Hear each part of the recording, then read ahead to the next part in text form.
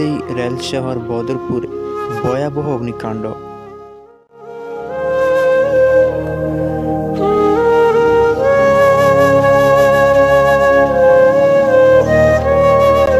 ঘটনাটি ঘটেছে 2 ডিসেম্বর রবিবার সকাল 8টা নাগাদ।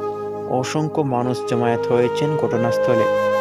লাগাতার 60টি দমকল দিয়ে আগুন নেভানোর চেষ্টা, তারপরেও এত পরিমাণে ধোঁয়া নিঃসৃত হচ্ছে যে তা দেখে সহ্য করার মতো নয়। ব্যবসায়ীদের মাথায় হাত।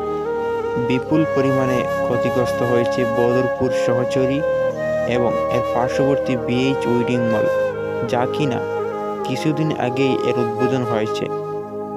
এই অগ্নিকাণ্ডের ফলে জাতীয় সড়ক বন্ধ হয়ে পড়ে এবং আগুন নেভানোর চেষ্টায় কয়েকজন জখমও হয়েছেন বলে আকস্মিক এই অগ্নিকাণ্ডের উৎপত্তি বৈদ্যুতিক শর্ট সার্কিট থেকে হয়েছে বলে সন্দেহ করা হচ্ছে। শুধু শহরচরিই নয়, এর উপরে একটি জিম সেন্টারও অনেক ক্ষতিগ্রস্ত হয়ে পড়েছে।